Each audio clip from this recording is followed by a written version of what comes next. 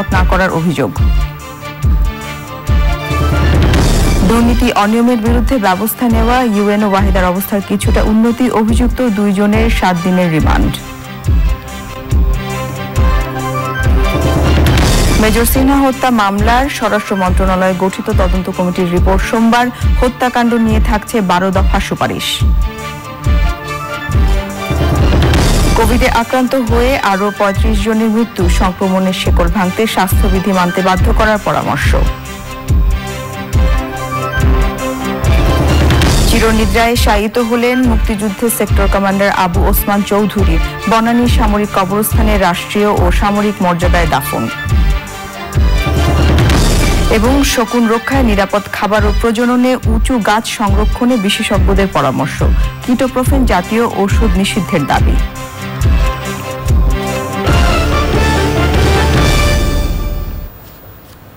এছাড়াও সোশ্যাল ইসলামী bank limited বিশেষ সংবাদে থাকছে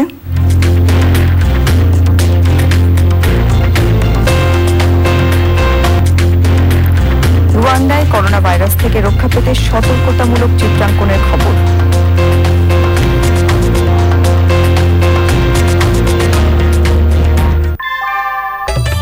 ঘরের চালের স্থায়ী সমাধান আনোয়ার সিমেন্ট শীট, সব সিজনেই ফিট। এবারে পুরো সংবাদ। নারায়ণগঞ্জে গ্যাস পাইপ লাইনের উপর নির্মিত মসজিদে বিস্ফোরণের ঘটনায় মৃতের সংখ্যা বেড়ে 21 জনে দাঁড়িয়েছে। প্রধানমন্ত্রীর নির্দেশনা অনুযায়ী এই ঘটনায় দগ্ধ 20 জনকে শেখ হাসিনা জাতীয় বার্ন অ্যান্ড প্লাস্টিক সার্জারি ইনস্টিটিউটে চিকিৎসা দেওয়া হচ্ছে। তাদের অনেকের অবস্থা আশঙ্কাজনক। ঘটনা তদন্তে নারায়ণগঞ্জ জেলা প্রশাসন, ফায়ার সার্ভিস ও তিতাস গ্যাস কর্তৃপক্ষ আলাদা কমিটি করা হয়েছে। মাজহার হক মান্নার রিপোর্ট। নারায়ণগঞ্জের বাইতুস সালাত জামে মসজিদে বিস্ফোরণের ঘটনায় দগ্ধদের সর্বশেষ অবস্থা জানতে ঘণ্টার পর ঘণ্টা অধীর অপেক্ষা স্বজনদের। শেখ হাসিনা জাতীয় বার্ন অ্যান্ড প্লাস্টিক সার্জারি ইনস্টিটিউটে প্রবেশের সময় পুলিশের সাথে বাকবিতণ্ডায় জড়িয়ে পড়েন অনেকে। সব এসি গুলো মানে শেষ তছনছ হয়ে রয়েছে। তখন আমার এক মামতো ভাই ডাক দেয়া বলতেছে এই যে বাদ দিন মামা এই জায়গা। তখন আমি দৌড়াই গিয়ে দিয়ে আমার বাবার মাথায় চুলও নাই, দাড়ি নাই, পুরা শরীরের আপনার হাতের তালুর থেকে চামড়া শুরু করে পায়ের তালুর চামড়া সব একবারে শেষ অবস্থা। হঠাৎ প্রিয়জনের মৃত্যু সংবাদ শুনে কান্নায় ভেঙে পড়েন কেউ কেউ।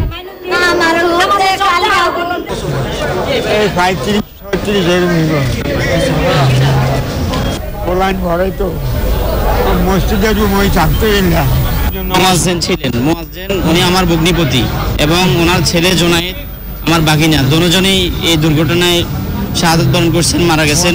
কোনো অন্যায় ছিল না যে তিতাস কোম্পানির গ্যাসের লিকের কারণে আজকে এই দুর্ঘটনার সম্মুখীন হয়ে অনেক মানুষ এখন পথহারা হয়ে গেছে। আহতদের চিকিৎসা কার্যক্রম পর্যবেক্ষণ করেছেন নারায়ণগঞ্জের এসপি ও জেলা প্রশাসক। যেহেতু মাননীয় প্রধানমন্ত্রী বিষয়টাকে এখানে সবসময় খবর নিচ্ছেন, অতএব প্রত্যেকটা বিষয়ে আন্তরিকতা আছে। 5 সদস্য বিশিষ্ট তদন্ত কমিটি আমি করে দিয়েছি, তাদের কাজ শুরু হয়েছে। আর ইতিমধ্যে ফায়ার সার্ভিস আলাদা তাদের গঠনগত করছে। ফায়ার ব্রিগেড যেটা বলেছে যে এসি বাস্ট হয়েছে, তবে এসি কি কারণে বাস্ট হয়েছে একজাক্ট না বলতে পারলো। সেখানে তিতাস গ্যাসের লাইন গেছে, সেই লাইন থেকে সেখানে টাইলসের ফাঁকা দিয়ে আমরা দেখেছি পানির ভিতরে বুদবুদ করে গ্যাস উঠেছে। এখন একজাক্ট কারণটা বলতে আমরা পাচ্ছি না, অন্য পাচ্ছি না। তারপরও আমরা 5 সদস্য বিশিষ্ট কমিটি করেছি। আমরা অতি দ্রুতই চেষ্টা করব এই ঘটনা কেন ঘটেছে সেটা খুঁজে বের করার জন্য। যদি কিনা কোনোভাবে কোনো সরকারে কোনো অফিসারের গাফলতি থাকে, কোনো বিভাগের গাফলতি থাকে, ইমিডিয়েটলি তার বিরুদ্ধে ব্যবস্থা নেওয়া হবে। এটা তো বলার অপেক্ষা রাখে না, কিন্তু অনেকগুলো প্রাণ তো চলে গেছে, এটাই হলো বড় বিষয়। দুপুরে ইনস্টিটিউটের উপদেষ্টাকে সাথে নিয়ে দগ্ধদের দেখে এসে সরকারের নেওয়া পদক্ষেপ সম্পর্কে জানান স্বাস্থ্য সচিব। আমি নিজে ব্যক্তিগতভাবে প্রত্যেকটি রোগীকে দেখেছি। তাদের যে অবস্থা, সেই অবস্থাতে আমরা কোনো এরকমটা বলতে পারবো না যে প্রত্যেকেই সুস্থ হয়ে যাবে। তবে এইটুকু আমরা বলতে পারি, আমাদের এই চিকিৎসা আমাদের যেটুকু আছে বাংলাদেশে, আমাদের এই বিশেষ করে আপনারা জানেন যে এই সাবকন্টিনেন্টের মধ্যে সবচেয়ে উন্নত একটা বার্ন এবং সার্জারি ইনস্টিটিউট এটা আছে। এই ইনস্টিটিউট থেকে যতটুকু করার এই রোগীদের জন্য সর্বোচ্চ ব্যবস্থা গ্রহণ করা হয়েছে।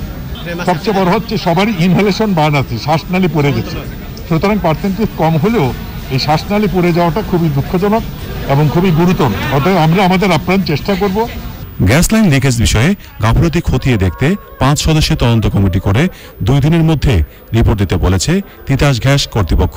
কালকে জানার পরে আমি সংশ্লিষ্ট ডিজিএম, ডিএমডি এবং এদের সাথে ইমার্জেন্সির সাথে কথা বলেছি। তারা বলেছে যে এই ধরনের কিছু আমি পাইনি। তবে যেহেতু আমি কমিটি করেছি, কমিটি এই জিনিসটা আইডেন্টিফাই করবে। যদি এখানে দেখা যায় যে এই ধরনের ব্যবস্থা গাফিলতি ছিল, অবহেলা ছিল, তাহলে অবশ্যই আমাদের তরফ থেকে প্রশাসনিকভাবে সর্বোচ্চ ব্যবস্থা আমরা নেব। শুক্রবার এশার নামাজের সময় মসজিদে বিস্ফোরণ হয়। সে সময় 60 থেকে 70 জন মুসল্লি নামাজ আদায় করছিলেন। মাজহরক মান্না, চ্যানেল আই, ঢাকা। রাজধানীর Sheikh Hasina burn and plastic surgery ইনস্টিটিউটে নারায়ণগঞ্জে মসজিদে বিস্ফোরণে দগ্ধ চিকিৎসাধীন মুসল্লিদের মধ্য থেকে মৃত্যুর সংখ্যা বাড়ছে।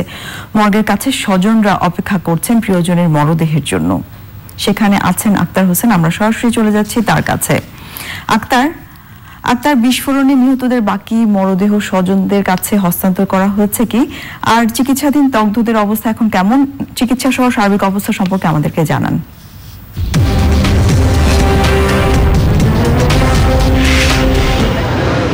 নারায়ণগঞ্জের যে তল্লাতে মসজিদে বিস্ফোরণের যে ভয়াবহ ঘটনাটি ঘটেছে, সেই ঘটনায় কিন্তু মৃত্যুর মিছিল কিন্তু ক্রমশই বাড়ছে। আমরা দেখতে পাচ্ছি যে সন্ধ্যার পর আরো 2 জনের খবর পাওয়া গেছে। কিছুক্ষণ আগেই নাদিম নামে আরো একজনের মৃত্যু হয়েছে, যেখানে সংখ্যাটি দাঁড়িয়েছে 21 জনে।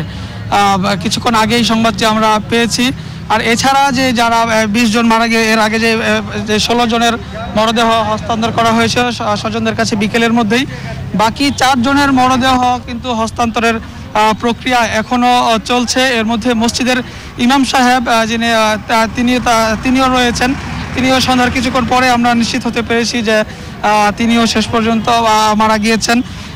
তো বাকি 4 জনের মধ্যে যে আব্দুল মালিক সাহেব মসজিদের ইমাম, ওনার বাড়ি কুমিল্লাতে হলেও কিন্তু নারায়ণগঞ্জে দীর্ঘদিন ধরে থাকছেন। মুসল্লিরা বলছেন পারিবারিক সিদ্ধান্তে তাদেরকে নারায়ণগঞ্জেই দাফন করা হবে। এছাড়া বাকি যেই রয়েছে মিজান এবং কাঞ্চন মুন্সি নামে 2 জন রয়েছে।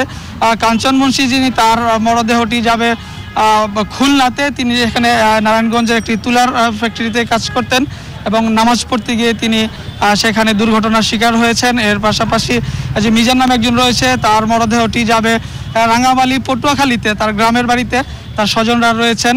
আর অন্যান্য আমরা দেখতে পাচ্ছি কিন্তু নারায়ণগঞ্জ থেকে সেই তল্লা এলাকার মুসল্লিরা এবং স্বজনরা তারা রয়েছে জাতীয় Sheikh Hasina burn and plastic surgery ইউনিটের সামনে। কিন্তু আমরা দেখতে পাচ্ছি যে অনেক স্বজন হারাদের আহাজারি কিন্তু আমরা একপাশে দেখতে পাচ্ছি, এবং যারা এখনও আশঙ্কাজনক অবস্থায় চিকিৎসাধীন রয়েছেন সেই সকল মানুষদের স্বজনরাও কিন্তু এখানে রয়েছে। তাদের স্বজনরা এখানে খুব উদ্বিগ্নতা নিয়ে তারা অপেক্ষা করছেন তাদের পরবর্তী একটি ভালো খবর শোনার জন্য মূলত তারা অপেক্ষা করছেন, এবং তারা সবাই এখানে প্রার্থনা করছেন যেন আর কোনো দুঃসংবাদ যেন কাউকে শুনতে না হয়। যারা চিকিৎসাধীন আছেন তাদেরকে তারা যেন সুস্থ হয়ে ওঠেন এবং আর কোনো মৃত্যুর খবর আসলে কেউ এখানে শুনতে চান না। আর আহতদের চিকিৎসার ব্যাপারে যদি বলি, হাসপাতাল কর্তৃপক্ষের সঙ্গে আমরা কথা বলেছি, তাদেরকে বলেছেন এখানে কিন্তু যারা বাকি যেই 16 জন চিকিৎসাধীন রয়েছে তারা সবাই কিন্তু আশঙ্কাজনক অবস্থার মধ্যে রয়েছে। তাদের শরীরের বেশিরভাগ অংশই পুড়ে গিয়েছে। তবে ডাক্তাররা বলছেন সর্বোচ্চ তারা চেষ্টা করছেন যেন সেখান থেকে আর কোনো প্রাণ যেন ঝরে না যায়, সবটুকু চেষ্টাই তারা করছেন। তারা নাম বার্ন ইনস্টিটিউট থেকে এই ছিল আমার কাছে সর্বশেষ। আপনাকে অনেক ধন্যবাদ আমাদের সাথে যোগ দেওয়ার জন্য। নারায়ণগঞ্জে মসজিদে বিস্ফোরণের ঘটনায় পুরো এলাকায় শোকের ছায়া নেমে এসেছে। দগ্ধ হয়ে হাসপাতালে চিকিৎসাধীন থাকাদের মধ্যে একের পর এক মৃত্যুর সংবাদ ভারী করে তুলেছে বাতাস। নিহতদের মধ্যে 6 জনের নামাজে জানাজা অনুষ্ঠিত হয়েছে। তিতাসের বিরুদ্ধে সময়মতো গ্যাস লিকেজ মেরামত না করার অভিযোগ দিয়েছেন মসজিদ কমিটি। বিস্তারিত জানাচ্ছেন সুমন সারওয়ার। নারায়ণগঞ্জে মসজিদের বিস্ফোরণের ঘটনায় নিহতদের নামাজে জানাজা অনুষ্ঠিত হয় জেলার তোলনা মাঠে। করোনা পরিস্থিতির মধ্যেও ওই জানাজায় অংশ নেন কয়েকশো মানুষ। মসজিদ পরিচালনা কমিটি জানায় ঘটনার সময় মসজিদের পাশে থাকা ট্রান্সফরমার বিস্ফোরণ ঘটে। আমি যতটুকু ভাবছি যে এখানে বিদ্যুতের ত্রুটি এবং গ্যাসের যে লিকেজ, এই দুইটা সমন্বয়ে এই হতাহতের ঘটনাটি ঘটেছে। 3 তলা মসজিদের ভবনের 2য় তলায় মেসে থাকতেন আমিনুল ইসলাম। ঘটনার সময় 2য় তলায় দাঁড়িয়েছিলেন তিনি। আমার মেসের রুমেরই তো তাদেরকে বাইরে সামনে পানিতে শোয়াই দিচ্ছে। শোয়াই দেওয়ার পর ভিতরে আগুনের লোক পড়তেছে। বিস্ফোরণের কারণ উদ্ঘাটনের কাজ শুরু করেছে বিভিন্ন সংস্থা তদন্ত committee. Suman Sarwar, channel I. অবসরপ্রাপ্ত মেজর সিনহা হত্যাকাণ্ড নিয়ে স্বরাষ্ট্র মন্ত্রণালয়ে গঠিত তদন্ত কমিটি প্রতিবেদন জমা দেবে আগামী সোমবার। তদন্ত কমিটির প্রধান চট্টগ্রামের অতিরিক্ত বিভাগীয় কমিশনার মোহাম্মদ মিজানুর রহমান কক্সবাজারে হিলটাউন সার্কিট হাউসে এক প্রেস ব্রিফিংয়ে জানিয়েছেন ৮০ পৃষ্ঠার তথ্য প্রতিবেদনে ঘটনার উৎস সম্পর্কে বিস্তারিত উল্লেখ করা হয়েছে। এ ধরনের ঘটনা যাতে আর না ঘটে সে ব্যাপারে প্রতিবেদনে ১২ দফা সুপারিশ করা হয়েছে। গত ৩১ জুলাই টেকনাফের বাহারছড়ায় পুলিশের গুলিতে মেজর অবসরপ্রাপ্ত সিনহা মোহাম্মদ রাশেদ খান হত্যার ঘটনায় চট্টগ্রামের অতিরিক্ত বিভাগীয় কমিশনার মোহাম্মদ মিজানুর রহমানকে প্রধান করে ৪ সদস্য বিশিষ্ট তদন্ত কমিটি গঠন করা হয়। যেটি আপাত দৃষ্টিতে প্রতীয়মান হয়েছে যে সত্যটি সেটি আমরা তুলে ধরেছি। এর পেছনেও যদি কোনো ঘটনা থাকে সে বিষয়েও আমরা দৃষ্টিপাত করেছি এবং সে বিষয়ে সর্বশেষ আমরা যেটি করেছি যে আমাদের মতামত পর্যায়ে আমরা উৎস কি, কারণগুলো কি এবং এই ধরনের ঘটনা যাতে অনাকাঙ্ক্ষিত ঘটনা যাতে ভবিষ্যতে না ঘটে সেজন্য যে সুপারিশ তৈরি করে সেটি আমরা করেছি। অনিয়ম দুর্নীতির বিরুদ্ধে ব্যবস্থা নেয়া দিনাজপুরের ঘোড়াঘাট উপজেলা নির্বাহী কর্মকর্তা ওয়াহিদা খানমের শারীরিক অবস্থার উন্নতি হচ্ছে। তিনি কথা বলছেন, চিনতে পারছেন। রোববার মধ্যরাতে ৭২ ঘন্টার পর্যবেক্ষণ শেষ হবে। ওয়াহিদার ওপর হামলার ঘটনায় গ্রেফতার নবিরুল ইসলাম এবং শান্তু কুমার বিশ্বাসকে ৭ দিনের রিমান্ড দিয়েছেন দিনাজপুর সিনিয়র জুডিশিয়াল ম্যাজিস্ট্রেট আদালত। দিনাজপুর থেকে শাহ আলম শাহের তথ্য এবং ভিডিও চিত্রে জান্নাতুল বাকিয়া কেকার রিপোর্ট। রাজধানীর আগারগাঁর নিউরোসায়েন্স ইনস্টিটিউট ও হসপিটালে চিকিৎসাধীন ওয়াহিদা খানমের শারীরিক অবস্থা পর্যালোচনায় সকালে বৈঠকে বসে মেডিকেল বোর্ড। চিকিৎসকরা জানান ক্রমেই তার শারীরিক অবস্থার উন্নতি হচ্ছে। তাকে এই হাসপাতালে রেখেই সুস্থ করা সম্ভব। ব্রেইনের ভিতরে হাত দিকে ঢুকে গেছিল, সেটা ওখানে ব্রেইনের উপরে কিছুটা ড্যামেজ করেছে, আঘাত করেছেন, সেই জন্য ওইটার এখনো উন্নতি হয়নি। তবে কতদিন লাগবে বা কতটুকু পর্যন্ত উন্নতি হবে এটা এই মুহূর্তে বলা কঠিন। তবে আমরা আশাবাদী হয়তো উন্নতি হবে। আমরা ৭২ ঘন্টা প্রথমে আইসিইউতে অবজারভেশনে রাখবো। ৭২ ঘন্টা শেষ হওয়ার পরে পরশুদিন সকালবেলা আমরা আবার নিজেদের মধ্যে বসে সিদ্ধান্ত নেব উনি কি আইসিইউতে থাকবেন না আইসিইউ থেকে আমরা শিফট করব। ওয়াহিদা খানমকে নিয়ে মেডিকেল বোর্ডের সভায় অংশ নেন স্বাস্থ্য অধিদপ্তরের মহাপরিচালক। তিনি জানান ওয়াহিদার কনসাস লেভেল স্বাভাবিক রয়েছে। উনি অলমোস্ট 15-এর কাছাকাছি, কারণ ওনার আমাদের নর্মাল গ্লাসগো কমা স্কেলের স্কোর হচ্ছে 15। তো আমি বলবো যে পুরোটাই ওনার আছে। ওনার এই বাকি যে প্যারামিটারগুলো আছে সেগুলো ভালো আছে। বৃহস্পতিবার ভোরে দিনাজপুরের সরকারি বাসভবনে হামলা চালিয়ে ঘোড়াঘাট উপজেলা নির্বাহী কর্মকর্তা ওয়াহিদা খানম ও তার বাবাকে গুরুতর আহত করে দুর্বৃত্তরা। বৃহস্পতিবার দুপুরে ওয়াহিদাকে রাজধানীর নিউরোসায়েন্স হসপিটালে আনার পর রাতেই তার মাথায় জরুরি অস্ত্রোপচার করা হয়।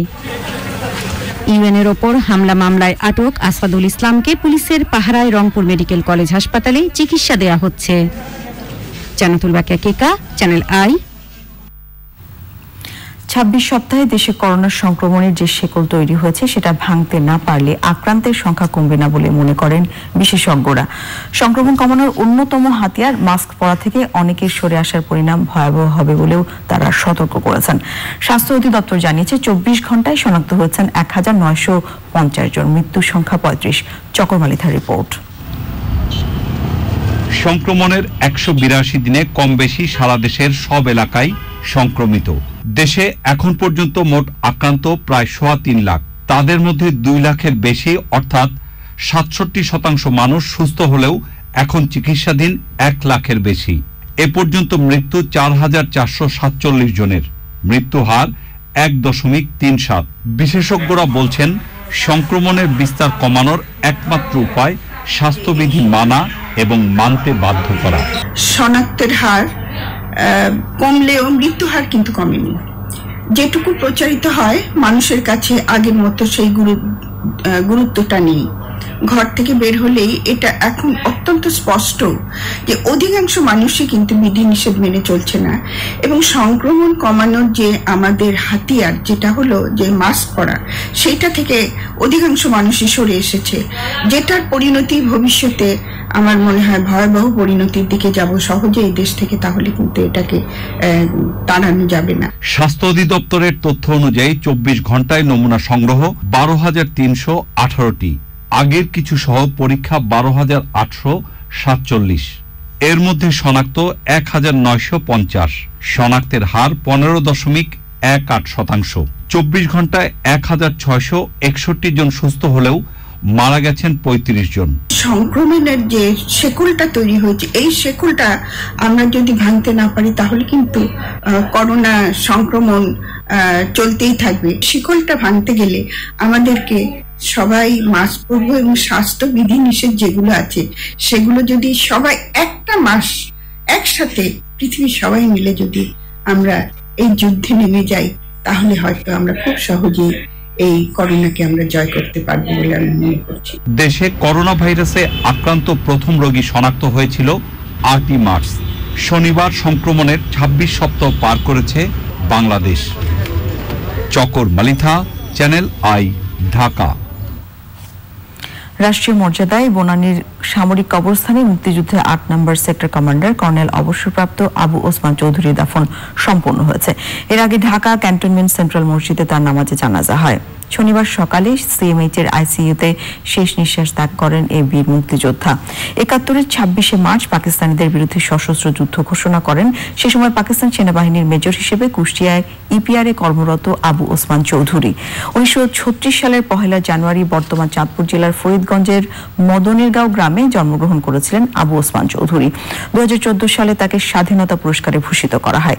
71-এর ঘাতক দালাল নির্মূল কমিটির অন্যতম সংগঠক ও সেক্টর কমান্ডার্স ফোরামের সহ সভাপতি ছিলেন তিনি।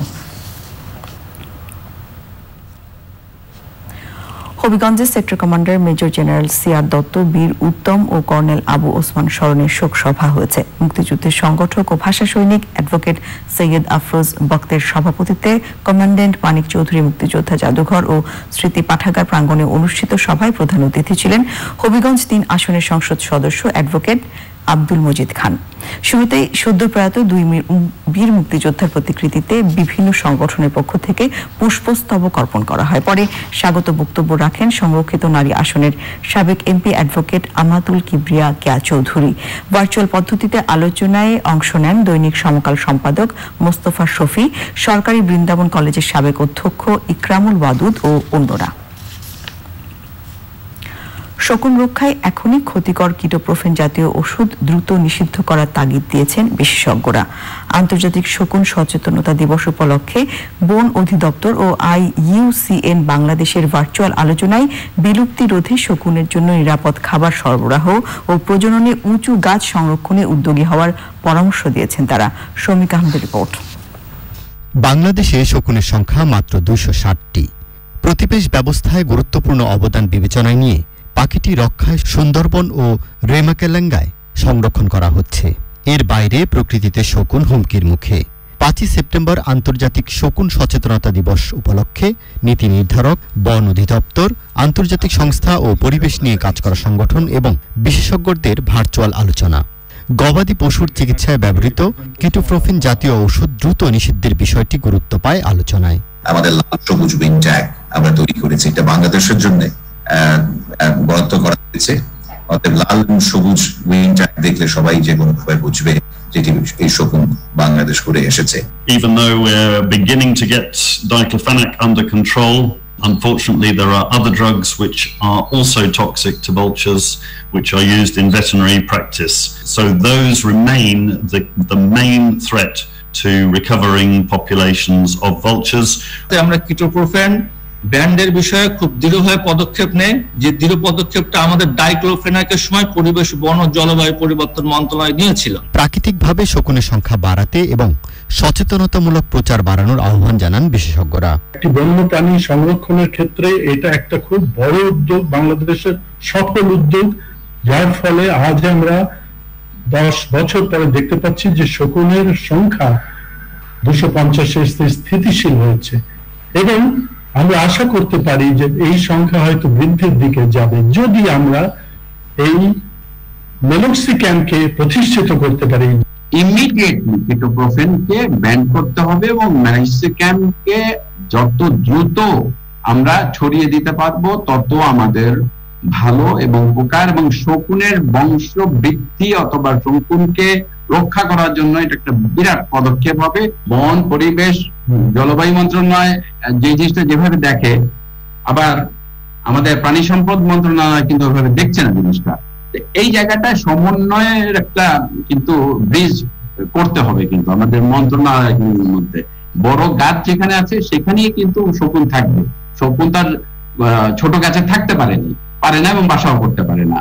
তো সুতরাং সেই হিসাবে আমি বলবো যে আমাদের কিন্তু খাবারের ব্যবস্থাটাতে জোর দিতে হবে এবং নেচারালি যাতে আমাদের এই শকুনের বংশ বৃদ্ধি করতে পারি সেই ব্যবস্থা নিতে হবে। আসলে ও কতটুকু উপকারী এবং কত ভালো একটি প্রাণী সেটা কিন্তু আমাদের বোঝাতে হবে এবং আমাদের কিন্তু প্রচার প্রচারণার মাধ্যমে সেটা তুলে ধরতে হবে। আর আরেকটি কথা আমি সবসময় বলি যে আসলে সবটা প্রাইভেট সেক্টর থেকে হয় না, সরকারি সাহায্য সহযোগিতা লাগে। তো সুতরাং এখানে একটা কিন্তু বাজেট থাকা উচিত এই প্রচার প্রচারণার ব্যাপারে, যাতে টিভি এবং প্রিন্ট মিডিয়া এবং সোশ্যাল মিডিয়াতে যেন এই কাজগুলো যেন আমরা জোরে সোরে করতে পারি। কিটোপ্রোফেন জাতীয় ওষুধ নিষিদ্ধ করার বিষয়ে উদ্যোগ নেওয়ার কথা জানিয়েছেন নীতি নির্ধারকরা। খাদ্যের বিভিন্ন সমস্যা হচ্ছে, আমরা এটা রেভিনিউ থেকে কিভাবে এটাকে খরচ মেটানো যায় আমরা সেই চিন্তাও করছি। কালচারের যে সমস্ত প্রসপেক্টিভ যে হ্যাবিটেট আছে সেই হ্যাবিটেট গুলোকে যদি আমরা নিরাপদ জোনের আওতায় নিয়ে আসা সম্ভব হয়, যদি বিশেষজ্ঞরা সাজেস্ট করেন, সেটাতেও আমরা সেটাকে সম্প্রসারণ করব। শকুন যদি আমাদের পরিবেশ ফিরিয়ে দিতে পারে তাহলে অবশ্যই অন্যান্য এলাকাতেও হতে পারে। আমরা ডাইক্লোফেন বন্ধ করলাম, আবার ইটোপ্রোফেন যদি চালিয়ে যায় তাহলে ডাইক্লোফেন বন্ধ করার তো কোনো যথার্থতা থাকে। যারাই এটা প্রস্তুত করতেছেন যে সব ওষুধ কোম্পানি, তাদেরকে অনুরোধ করব আপনারা এটা বন্ধ করেন। যদি ধারাবাহিকভাবে তাদের খাদ্য সরবরাহ করতে পারি, এখানে বলা হচ্ছে যে যদি রেমাখালেঙ্গায় পশু দেওয়া হয়, সুন্দরবনে দেওয়া হচ্ছে না, তো সুন্দরবনেও দেওয়ার ব্যবস্থা করতে আমাদের মন্ত্রণালয়তে কোনো অসুবিধা নেই। কিটোপ্রোফেন সেটা আমরা শুধুমাত্র সেফ জোনে 2018 সালে এসে আমরা সেখানে ব্যান করতে সক্ষম হয়েছি, কিন্তু সেটা সারা দেশেও যদি আমরা আবার শকুন দেখতে চাই, এই কিটোপ্রোফেন কিন্তু আমরা প্রত্যেক আলোচক বৃন্দ এবং মাননীয় অতিথিবৃন্দ বলেছেন কিটোপ্রোফেন আমাদের এখন প্রধান চ্যালেঞ্জ হচ্ছে এইটা ব্যান করে। শুধু বাংলাদেশে নয়, প্রতিবেশী দেশগুলোতেও কিটোপ্রোফেন বন্ধে সহযোগিতার বিষয়টি আলোচনায় উঠে আসে। Soumik Ahmed, channel I, Dhaka. এবারে গার্ডিয়ান লাইফ ইন্স্যুরেন্স করোনা সর্বশেষ।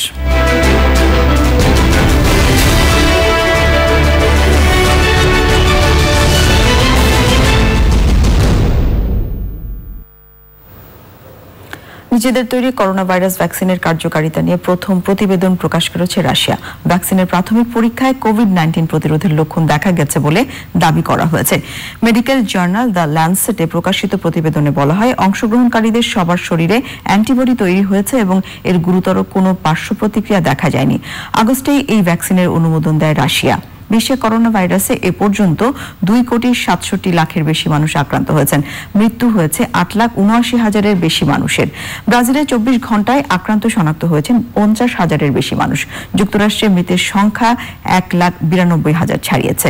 ভারতে এ পর্যন্ত করোনায় 69,000-এর বেশি মানুষের মৃত্যু হয়েছে। এবারে আই স্পোর্টস।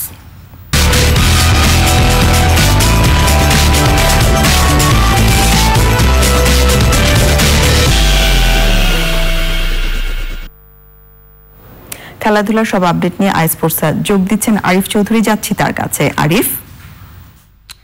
তারানা, ধন্যবাদ আপনাকে। সাকিব আল হাসানের অনুশীলনে ফেরা, বাফুফে নির্বাচন এবং ইউফা নেশনস কাপের আপডেট সবকিছু মিলিয়ে আজকের আই স্পোর্টস স্বাগত আপনাদের।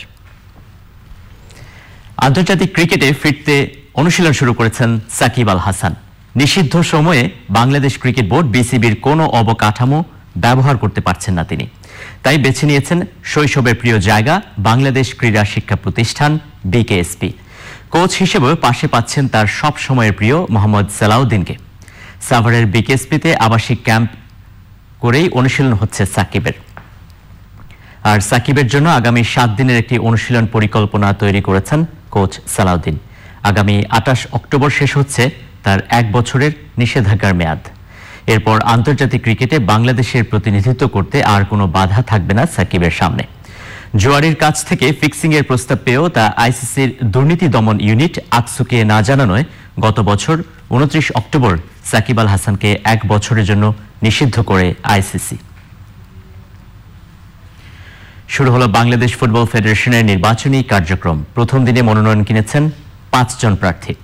বর্তমান সভাপতি কাজী সালাউদ্দিনের প্যানেলের বিপক্ষে পূর্ণাঙ্গ একটি প্যানেল দেওয়ার ঘোষণা দিয়েছে বাংলাদেশ জেলা ও বিভাগীয় ফুটবল অ্যাসোসিয়েশন বিডিডিএফ। আদিল আহমেদ শানের রিপোর্টে বিস্তারিত। ৩রা অক্টোবর বাফুফের নির্বাচন। অনেকটা ফাঁকা মাঠে নির্বাচন করার মতো অবস্থায় কাজী সালাউদ্দিনের বর্তমান কমিটি। নিয়ম অনুযায়ী মনোনয়ন তোলার আজই ছিল প্রথম দিন। প্রথম দিনের মনোনয়ন তুলেছেন বর্তমান কমিটির 2 জন। গত 12 বছর 3টা টার্ম ধরে আমি মেম্বার হিসাবে আছি। চেষ্টা করেছি আমার দায়িত্বটুকু আমি শতভাগ পালন করার জন্য। সামনে ইলেকশন যদি আমি সঠিকভাবে পালন করে থাকি, যারা কাউন্সিলররা আছেন তারা আমার মূল্যায়ন করবেন, সেটাই আশা করব। আমরা যারা ওয়ার্ক করছি আপনাদের মাধ্যমে আমাদের এই কাজেরও অনেক মূল্যায়ন হয়। তো সেই মূল্যায়ন থেকে যদি কাউন্সিলররা যেহেতু সবচেয়ে অবস্থা সম্পন্ন, তাদেরই ভোটের মাধ্যমে আমরা যারা নির্বাচন করবো তারা ইলেক্টেড হবে। তো ওনারা যদি ওনাদের বিবেক বুদ্ধি দিয়ে যদি করে, তাহলে আমি মনে করি যে আমাদের সামনের দিনটা ভবিষ্যৎটা ভালো হবে। আলোচিত ফুটবল ব্যক্তিত্ব তরফদার মোহাম্মদ রুহুল আমিন হঠাৎ করেই নির্বাচনী মাঠ ছেড়ে গেল। কাজী সালাউদ্দিনের বিপক্ষে লড়াই করার ঘোষণা দিয়েছে রুহুল আমিনেরই গড়া বাংলাদেশ জেলা ও বিভাগীয় ফুটবল অ্যাসোসিয়েশন। ফুটবল ফেডারেশন একটি গোষ্ঠীর কাছে কক্ষিগত হয়ে না থাকে, জাতীয় ফেডারেশন জাতীয় ভিত্তিক হওয়া উচিত। জেলা ও বিভাগীয় ফুটবল অ্যাসোসিয়েশনের পাশাপাশি এখানে একটি ক্লাব অ্যাসোসিয়েশন আছে। 2টা অ্যাসোসিয়েশনের সমন্বয়ে একটি প্যানেল আমরা দেওয়ার চিন্তা ভাবনা করছি। করোনা মহামারীর কারণে বাফুফে নির্বাচন পেছানোর দাবিও করেছে বিডিডিএফ। আদিল আহমেদ শান, চ্যানেল আই, ঢাকা। করোনা মহামারীর এই সময়ে প্রথমবার মাঠে নামছে ক্রিস্টিয়ানো রোনালদোর পর্তুগাল। তবে CR7 নিজের মাঠে নামার সম্ভাবনা খুব কম, কারণ পায়ে ইনফেকশনস আছে তার। বাংলাদেশ সময় রাত 1:45টায় ডিফেন্ডিং চ্যাম্পিয়ন পর্তুগালের প্রতিপক্ষ বিশ্বকাপের বর্তমান রানার্স আপ ক্রোয়েশিয়া, আর বিশ্ব চ্যাম্পিয়ন ফ্রান্স খেলবে সুইডেনের বিপক্ষে। একই সময়ে ভিন্ন ভিন্ন ম্যাচে মাঠে নামবে আইসল্যান্ড ও ইংল্যান্ড এবং ডেনমার্ক ও বেলজিয়াম। পায়ের ইনফেকশনসটা বেশ ভোগাচ্ছে CR7কে। শুক্রবার দলের সঙ্গে অনুশীলনে ছিলেন না পর্তুগিজ সুপারস্টার। দেশের জার্সিতে গোলের সেঞ্চুরি থেকে মাত্র একটা গোল দূরে আছেন এই ফরওয়ার্ড। চমক হয়ে আজ রাতে মাঠে নামতে পারলে ভক্তরা অপেক্ষায় থাকবেন প্রিয় তারকা ক্রিস্টিয়ানো রোনালদোর অন্যরকম এক রেকর্ড স্পর্শের। এই ছিল আজকের আই স্পোর্টস। ফিরবো তারানার কাছে। আরিফ, আপনাকে অনেক ধন্যবাদ আমাদের সাথে যোগ দেবার জন্য। এবারে অন্য প্রসঙ্গ। টেলিভিশনের দর্শকপ্রিয়তা যাচাই তথা টিআরপি আধুনিকায়নের জন্য কমিটি হচ্ছে বলে জানিয়েছেন তথ্যমন্ত্রী Hasan Mahmud. Federation of television professionals organisation FTPর সাথে বৈঠকে একথা জানান তিনি। সাংবাদিকদের তিনি বলেন, বিএনপি নেত্রী বেগম খালেদা জিয়ার 2য় দফায় কারামুক্তি প্রধানমন্ত্রী শেখ হাসিনার নজিরবিহীন মহানুভবতা। গণতন্ত্র পুনরুদ্ধারের দাবি জানানো এই দলটি গণতন্ত্রের জন্য হুমকি বলে মন্তব্য তার।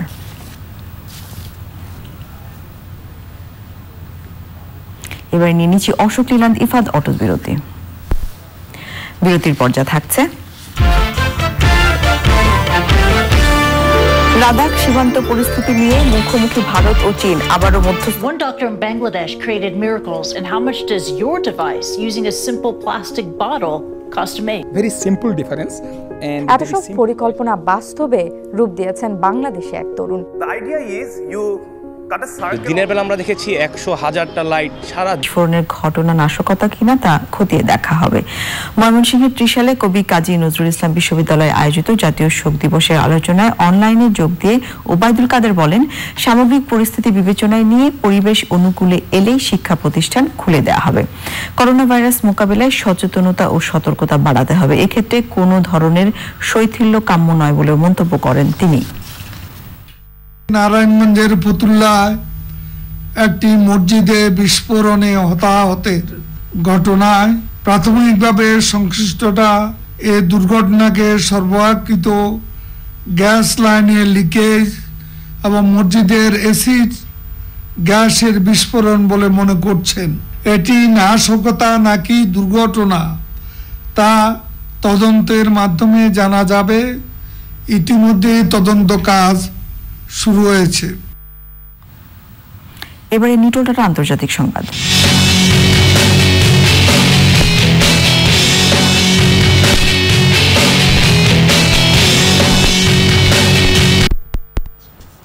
ভারত ও চীনের মধ্যকার লাদাখ সীমান্ত সমস্যা নিয়ে দুদেশের মধ্যে উত্তপ্ত পরিস্থিতি নিরসনে ফের মধ্যস্থতার প্রস্তাব দিয়েছেন মার্কিন president Donald Trump.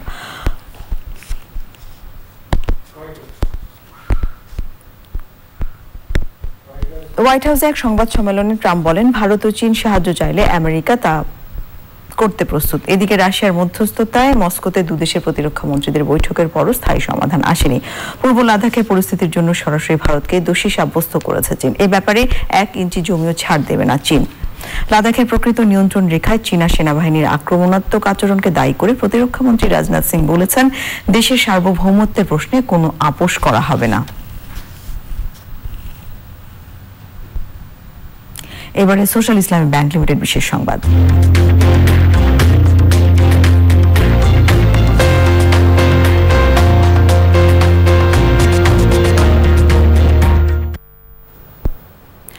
রুয়ান্ডায় corona virus সম্পর্কে জনসচেতনতা তৈরির উদ্দেশ্যে বিভিন্ন দেয়ালে চিত্রকর্ম করা হয়েছে। 14 সদস্যের একটি দল রাজধানী কিগালির বিভিন্ন দেয়ালে ওই চিত্রকর্ম করেছেন। দলের প্রধান জিমি রোল্যান্ড জানিয়েছেন, চিত্রকর্মের মাধ্যমে সামাজিক দূরত্ব বজায় রাখা সহ সাধারণ মানুষ ও স্কুলগামী ছেলেমেয়েদের মাস্ক পরতে উৎসাহিত করা হয়েছে।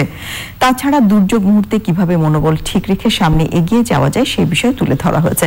পথযাত্রীদের মনোযোগ আকর্ষণ করার জন্য শক্তিশালী চিত্রকর্মগুলোতে রঙের ব্যবহার করা হয়েছে। রুয়ান্ডার সরকার, ইসরায়েল ও জার্মান দূতাবাসের সহযোগিতায় ওই চিত্রকর্মগুলো করেছে দলটি। এবারে অর্থনীতি সংবাদ।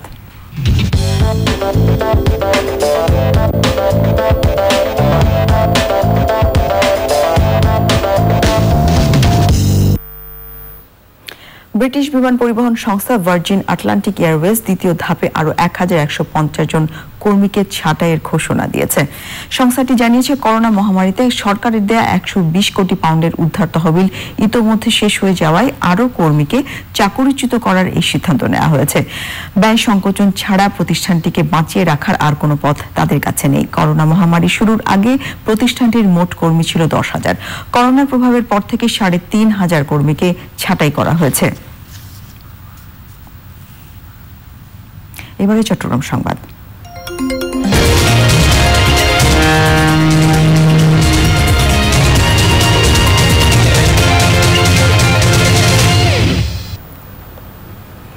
চট্টগ্রামে ভারতের সাবেক রাষ্ট্রপতি প্রণব মুখার্জির স্মরণে শোক সভা হয়েছে। চট্টগ্রাম প্রেস ক্লাবের উদ্যোগে শোক সভায় প্রধান অতিথি ছিলেন আওয়ামী লীগের সাবেক মন্ত্রী ইঞ্জিনিয়ার মোশাররফ হোসেন। তিনি বলেন, প্রণব মুখার্জি বাংলাদেশের মুক্তির সংগ্রাম ও স্বাধীন বাংলাদেশের যে কোনো সংকটে ঐতিহাসিক ভূমিকা পালন করেন। 75-এ জাতির পিতা বঙ্গবন্ধু শেখ মুজিবুর রহমানকে সপরিবারে হত্যার পর ভারতের তৎকালীন প্রধানমন্ত্রী ইন্দিরা গান্ধী ও প্রণব মুখার্জি বঙ্গবন্ধুর 2 কন্যার অভিভাবকের দায়িত্ব পালন করেছিলেন। চট্টগ্রাম প্রেস ক্লাবের সভাপতি আলী আব্বাসের সভাপতিত্বে শোকসভায় অংশ নেন সিনিয়র সাংবাদিক এম নাসিরুল হক সহ অন্যরা। এবারে পূবালী ব্যাংক লিমিটেড কৃষি সংবাদ।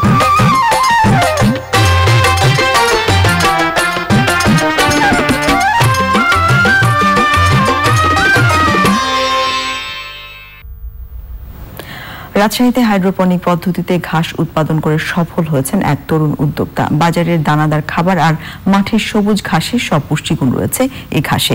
রাজশাহী থেকে আবু সালে মোহাম্মদ ফাত্তার পাঠানো তথ্য ও ভিডিওতে সুদীপ্তা মাহমুদের রিপোর্ট। রাজশাহী বিশ্ববিদ্যালয় থেকে ডিগ্রি নিয়ে চাকরি না করে গরুর খামার গড়ে তোলেন তরুণ উদ্যোক্তা আরাফাত রুবেল। মহানগরীর শ্যামপুর এলাকায় কয়েকটি গরু নিয়ে গত বছর শুরু হয় তার খামার। করোনা পরিস্থিতি ও বন্যার কথা মাথায় রেখে এবছর জমিতে না করে ঘরের ভেতরে হাইড্রোপনিক পদ্ধতিতে ঘাস চাষ করেছেন রুবেল। হাইড্রোপনিক ঘাস এটা আপনার যে কোনো শস্য বীজ দিয়ে এটা তৈরি করা যায়। আমরা যদিও বা ভুট্টা দিয়ে করেছি, আপনারা চাইলে ধান, গম অথবা যে কোনো রবি শস্য দিয়ে করতে পারেন। হাইড্রোপনিক্স ঘাসের একটা বিশেষ গুণ হচ্ছে গাভী হিটে আসতে এবং গাভী কনসেপ্ট করতে খুব দ্রুত সহায়তা করে এই হাইড্রোপনিক্স ঘাস। যাদের মাটি নাই, মাটি ছাড়া শুধুমাত্র পানি এবং ট্রের সাহায্যে এই ঘাসটা তৈরি করা যায়। নিয়মিত পানি দিলে এই ঘাসটা খুব দ্রুত হয় এবং 5 থেকে 7 দিনের মধ্যে ঘাস তৈরি করে খাওয়ানো সম্ভব হয়। ঘাস উৎপাদনের হাইড্রোপনিক পদ্ধতির গুণাগুণ তুলে ধরেন খামারি আরাফাত রুবেল। তিনি জানান, 1 কেজি বীজ থেকে মাত্র 8-9 দিন পরেই তাজা ঘাস পাওয়া সম্ভব। খামারি রুবেল জানান, হাইড্রোপনিক পদ্ধতিতে উৎপাদিত ঘাস গরুকে খাওয়ালে গরুর দুধের পরিমাণও অনেক বেড়ে যায়। Sudipta Mahmud, channel I. এখন দেখবেন প্রকৃতি সংবাদ।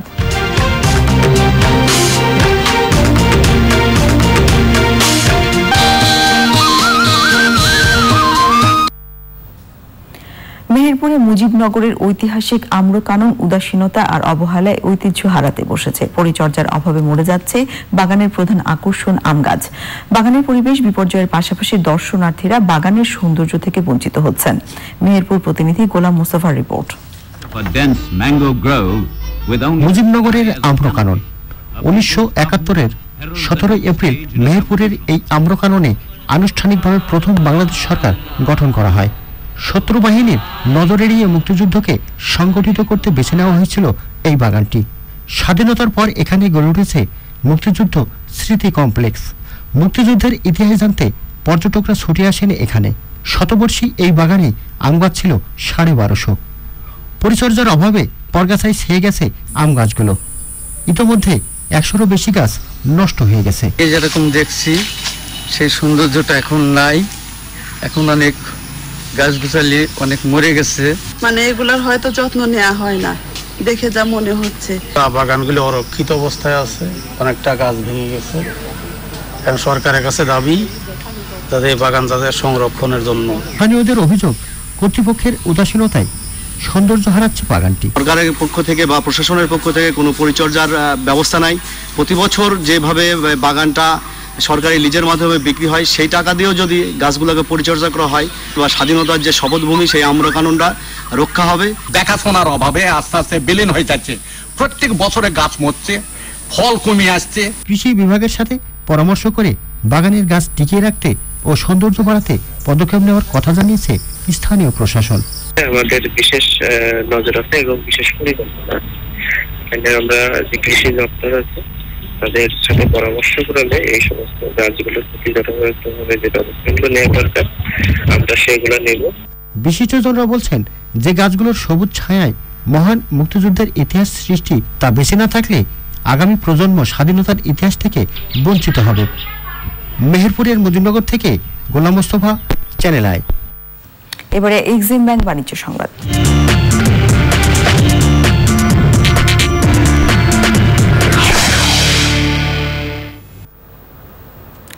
সামাজিক দূরত্ব বজায় রেখে যমুনা ব্যাংক টাওয়ারে টাউন হল মিটিং করেছে যমুনা ব্যাংক। প্রধান অতিথি ছিলেন ব্যাংকের চেয়ারম্যান ফজলুর রহমান। বিশেষ অতিথি ছিলেন ব্যাংকের নির্বাহী কমিটির চেয়ারম্যান নূর মোহাম্মদ ও পরিচালক কানুতুস মজুমদার। সভাপতিত্ব করেন ব্যাংকের ব্যবস্থাপনা পরিচালক ও সিইও মির্জা ইলিয়াস উদ্দিন আহমেদ।